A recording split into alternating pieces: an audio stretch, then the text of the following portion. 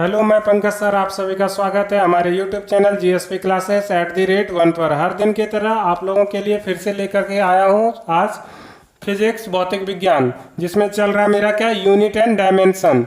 Unit and dimension पहला chapter. तो हम डायमेंशन पर चर्चा कर रहे थे। इससे पहले मेरा 4 वीडियो बन चुका है, आप लोग निश्चित ही देख चुके होंगे। चलिए पांचवा वीडियो में है डायमेंशन। डायमेंशन की चर्चा पार्ट 4 में भी हम कर चुके हैं, आप लोग निश्चित ही देख चुके होंगे। चलिए देखते हैं राशियां। राशियां में क्या लिए? पहला शक्ति। शक्ति किसे कहते हैं? शक्ति कहते हैं कार्य करने की दर को शक्ति कहते हैं। तो कार्य बटा क्या हो जाएगा? समय। हम बोल रहे थे जो दर बोलने से क्या होता है, नीचे लेते हैं, तो कार्य बटा क्या हो जाएगा? समय। तो सूत्र तो इसका हो गया कार्य बटा समय। अब मात्रक क्या लिखेंगे? तो कार्य का पहले जान लें। कार्य क्या होता है? तो न्यूटन मीटर। न्यूटन मीटर होता है कार्य। कार्य के बारे में जानेंगे। कार्य होता है फोर्स इनटू डिस्प्लेसमेंट। थोड़ा सा इसको एक्सप्लेन करें यहाँ अच्छा से। कार्य को क्या लिखते हैं? फोर्स। वर्क क्या होता है? बल गुना विस्थापन। Force into displacement. ठीक है, तो हम इसको लिख सकते हैं क्या? बल, हिंदी में क्या हो जाएगा? बल गुना विस्थापन। विस्थापन, बल गुना विस्थापन को कार्य बोलते हैं। और बटा नीचे क्या है? समय है। तो बल को किस में? न्यूटन मात्रक हुआ बल का, और विस्थापन को तो मीटर में। तो न्यूटन मीटर क्या हो जाता था? कार्य हो जाता था, कार्य की मात्रक हो जाता था। और न्यूटन मीटर को ही हम क्या बोलते थे? जूल बोलते थे।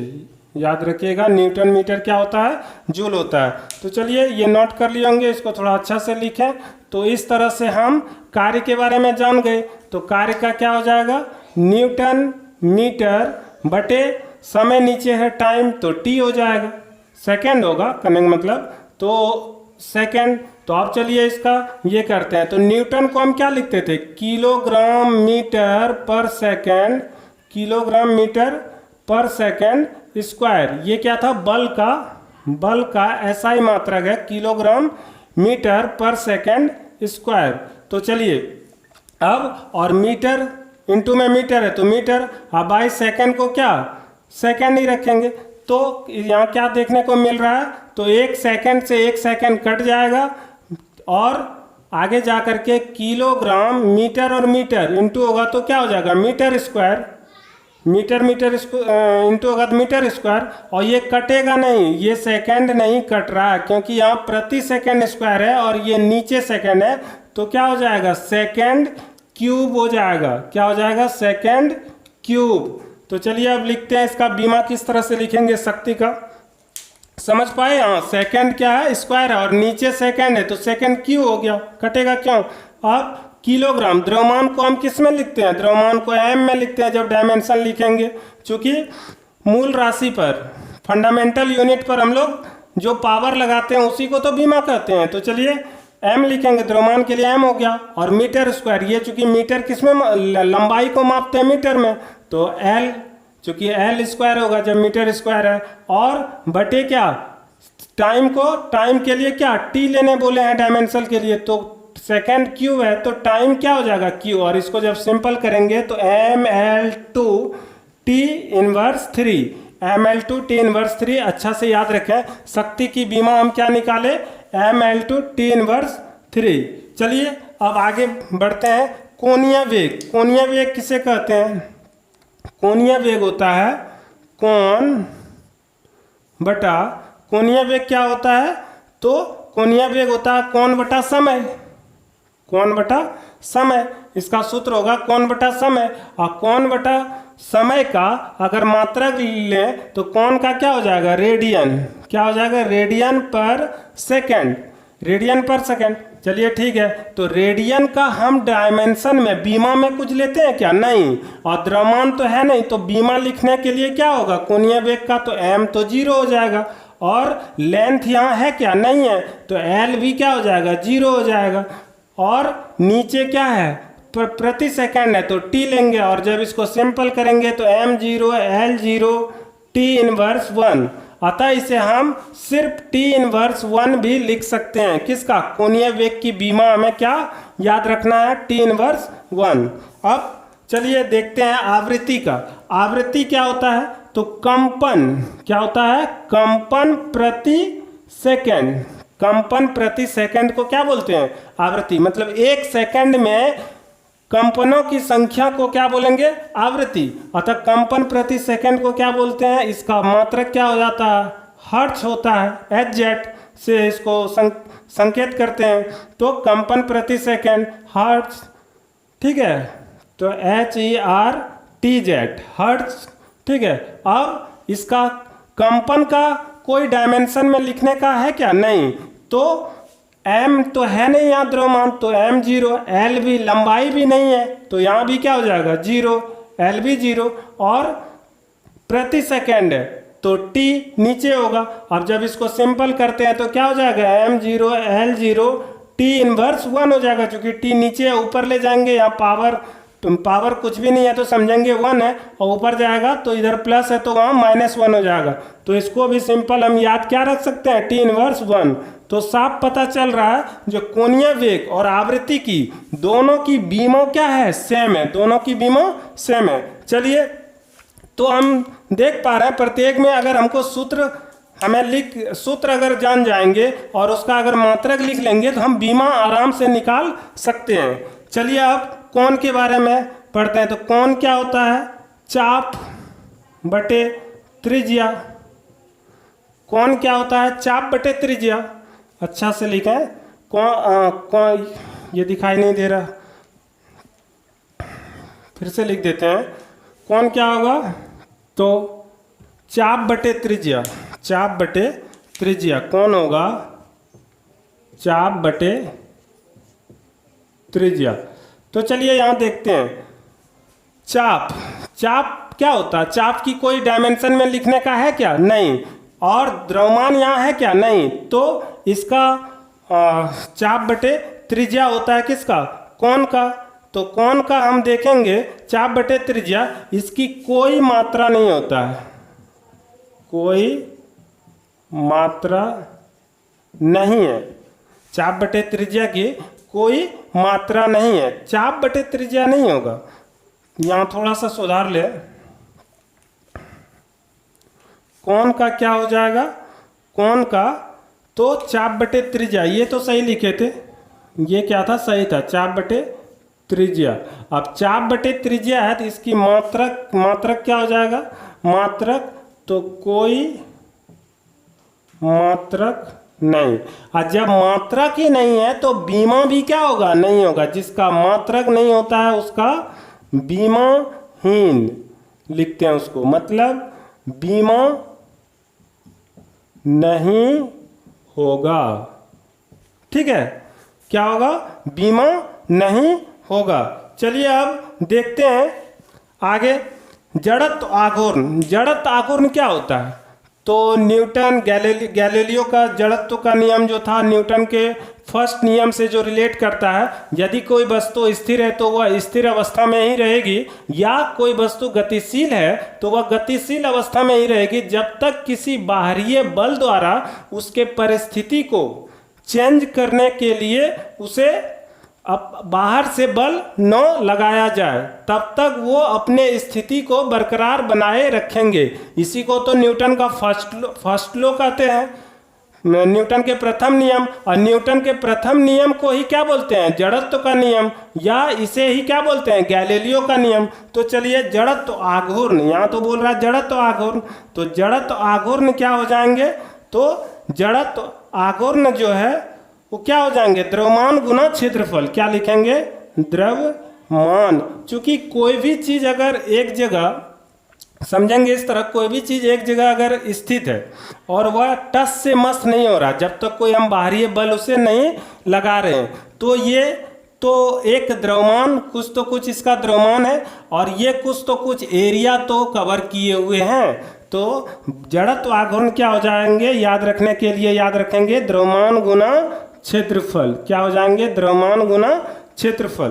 तो आप यहाँ बता सकते हैं जो इसका मात्रक क्या हो जाएगा? द्रव्यमान को तो हम केजी लिखते हैं, द्रव्यमान को केजी लिखते हैं, और क्षेत्रफल को क्या लिखते हैं? Metre square. चूंकि m गुना m लंबाई गुना चौड़ाई होता है क्षेत्रफल, तो मीटर स्क्वायर लिखते हैं।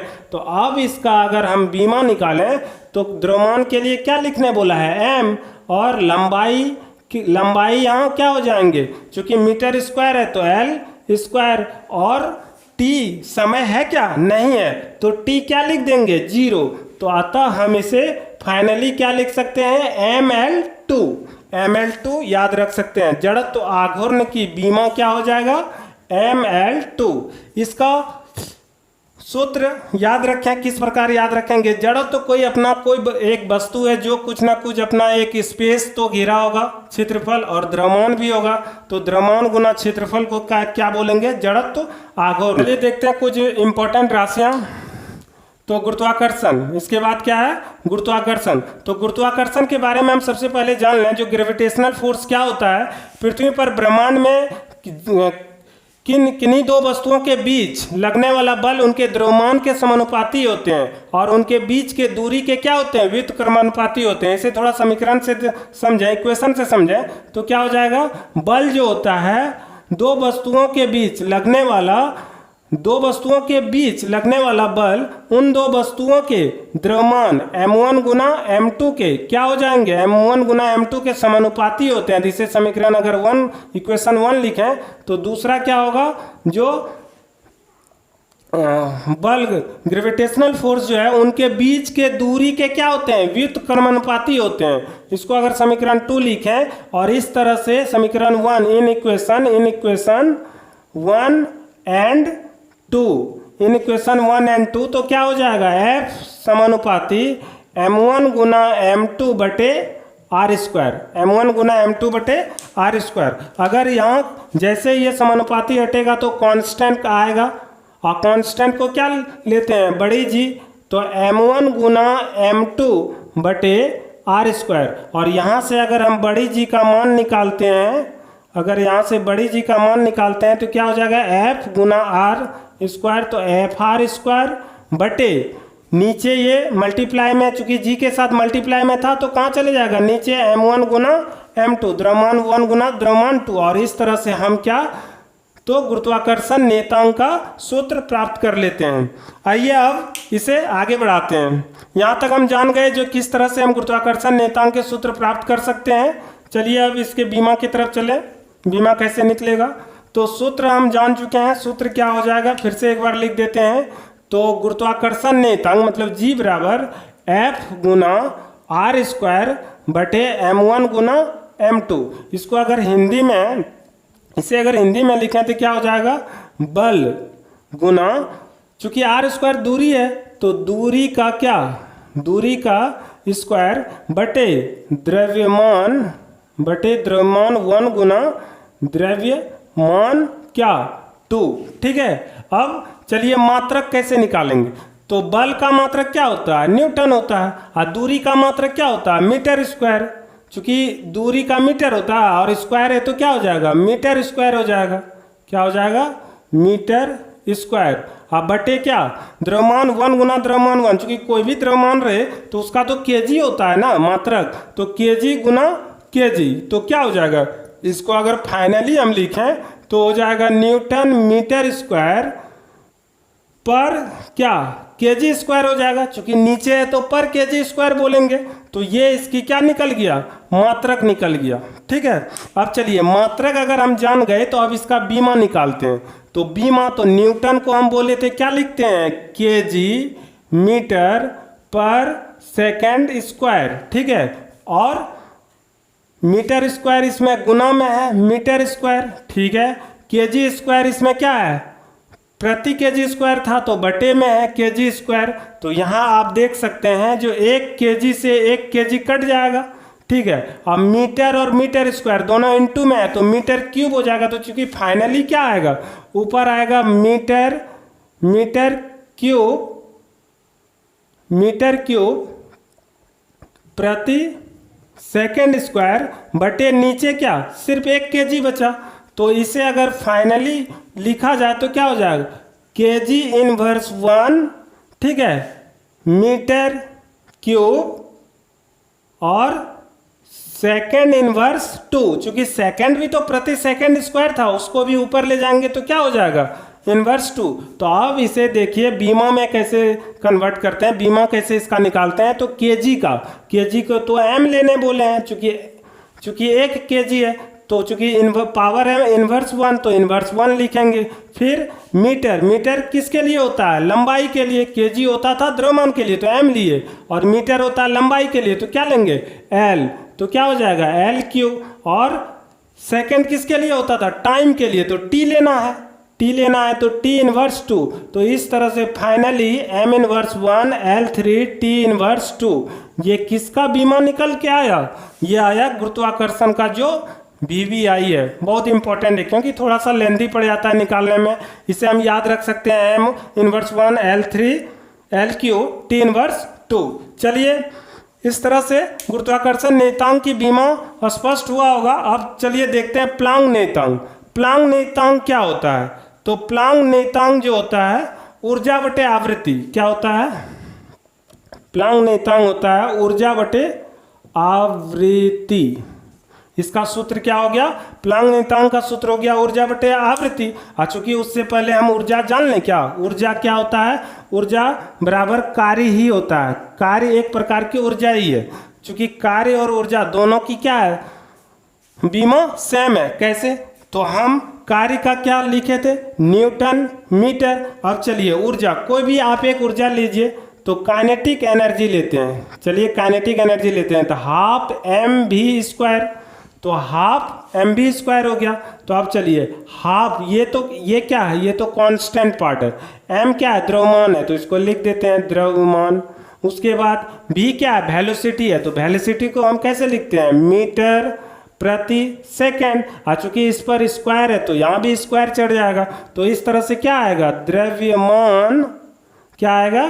द्रव्यमान, द्रव्यमान गुना मीटर स्क्वायर होगा ना, स्क्वायर है तो मीटर स्क्वायर, और फिर प्रति सेकेंड स्क्वायर। तो आप यहाँ देख सकते हैं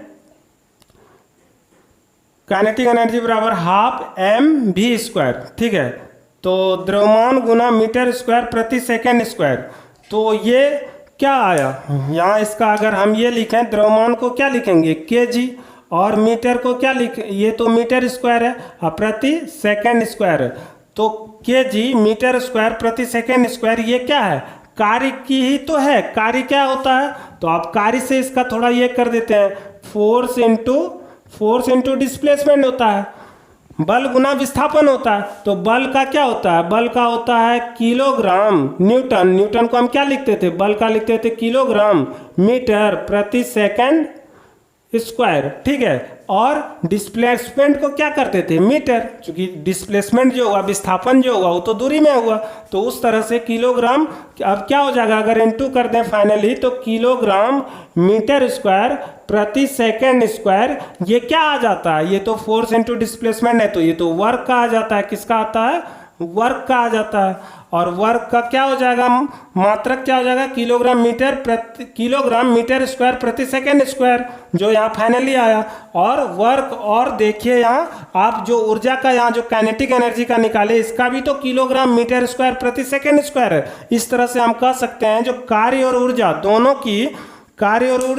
की क्या है? आप ये लिख चुके होंगे, इसे मिटा देते हैं। कार्य और ऊर्जा दोनों की मात्रक भी सेम है, सूत्र भी सेम है, और क्या मात्रक और बीमा दोनों सेम होंगे। तो चलिए हम जान गए। तो ऊर्जा का क्या हो जाएगा? ऊर्जा भी हो जाएगा न्यूटन मीटर। ऊर्जा को भी अब हम क्या लिख सकते हैं? ऊर्जा को भी क्या लिख सकते हैं? ऊर्जा इस तरह से थोड़ा डिफाइन कर दें इसे, कार्य, ऊर्जा बराबर कार्य। और कार्य का अगर न्यूटन मीटर होता है तो उस अनुसार से न्यूटन को हम किस में तोड़ते हैं? किलोग्राम मीटर प्रति सेकेंड स्क्वायर। आई इंटू फिर क्या? मीटर है, तो फाइनली इसका क्या हो जाएगा? Kilogram metre square. चूंकि मीटर क्या होगा? मीटर स्क्वायर, और प्रति सेकेंड स्क्वायर। अब चलिए इसका अगर हम निकालें तो ऊर्जा का अगर बीमा निकालें तो क्या हो जाएगा? किलोग्राम को तो एम में लिखने बोला है, द्रव्यमान को तो एम लिखते हैं डायमेंशन के लिए, और मीटर चूंकि लंबाई के लिए एल लिखते हैं, तो मीटर स्क्वायर है तो एल स्क्वायर हो जाएगा। और प्रति सेकेंड स्क्वायर है, चूंकि नीचे है तो टी स्क्वायर। और इसे फाइनली क्या लिख सकते हैं? M L square T inverse 2। तो ये प्राप्त हुआ किसका? ऊर्जा की क्या? बीमा। और ऊर्जा की जो बीमा होता है वही कार्य की भी बीमा होता है। यहाँ ये नोट दे के लिखे जो ऊर्जा और कार्य दोनों की मात्रक और बीमा क्या होते हैं, सेम होते हैं। अब चलिए प्लांक नियतांक, तो प्लांक नियतांक में तो हमको ऊर्जा बटे आवृत्ति है, तो ऊर्जा का क्या है, ऊर्जा का डायरेक्ट हम यहाँ से लिख सकते हैं क्या, ml² T−2। ठीक है। अब अगर मात्रक पहले लिखें, अगर पहले मात्रक लिखें, चलिए पहले मात्रक लिखते हैं, तो जो कार्य का मात्रक वही ऊर्जा का, तो इसका भी क्या हो जाएगा, न्यूटन मीटर हो जाएगा। ठीक है। अब न्यूटन मीटर होगा। और आवृत्ति क्या था, आवृत्ति था कंपन प्रति सेकंड। क्या था, कंपन प्रति सेकंड। तो कंपन, आवृत्ति था कंपन प्रति सेकंड। आप देख सकते हैं कंपन प्रति सेकंड है, तो ये सेकंड कहाँ चल जाएगा, ऊपर चल जाएगा, और इस तरह से न्यूटन मीटर क्या हो जाएगा, सेकंड। ये न्यूटन मीटर सेकंड किसका हो जाएगा, प्लांक नियतांक का। और फाइनली ये अगर आप लिख चुके होंगे तो इसे हम मिटा देते हैं। ठीक है। और फाइनली आप देख सकते हैं जो हम न्यूटन मीटर प्रति सेकंड स्क्वायर को अगर तोड़ेंगे, ये क्या है, न्यूटन गुना मीटर गुना सेकंड, चूंकि कंपन प्रति सेकंड है तो ये अगर ऊपर जाएंगे तो क्या हो जाएंगे, नीचे कंपन, सेकंड ऊपर चल जाएंगे। तो इस तरह से कंपन की तो कोई बीमा मात्रक उस तरह लिखते नहीं है, तो उस अनुसार से न्यूटन को क्या लिखने बताएं, केजी मीटर प्रति सेकंड स्क्वायर, और इनटू में मीटर है तो फिर क्या होगा मीटर, और सेकंड है तो फिर क्या होगा, इनटू में सेकंड है तो क्या होगा, सेकंड होगा। इस तरह से यहाँ प्रति सेकंड और सेकंड अगर काटेंगे तो एक सेकंड से एक सेकंड कट जाएगा, तो फाइनली बचेगा क्या, केजी। मीटर और मीटर क्या हो जाएंगे, मीटर स्क्वायर, और नीचे एक तो सेकंड बचा तो प्रति सेकंड। तो इस तरह से हम किसका, प्लांक नियतांक का बीमा क्या लिख पाएंगे, केजी के लिए तो ये चूंकि द्रव्यमान है तो m लिखेंगे, और मीटर स्क्वायर लंबाई के लिए आता है तो ये l लिखेंगे, चूंकि मीटर स्क्वायर है तो l² हो जाएगा, और प्रति सेकंड है तो उसके लिए टाइम के लिए क्या देते हैं, t। तो फाइनली इसका क्या हो जाएगा, ml² T−1, ml² T−1 किसका बीमा हो जाएगा, प्लांक नियतांक का। इस तरह से आपको समझ में आया होगा। Video like share and subscribe जरूर करें। थैंक्स जीएसपी परिवार।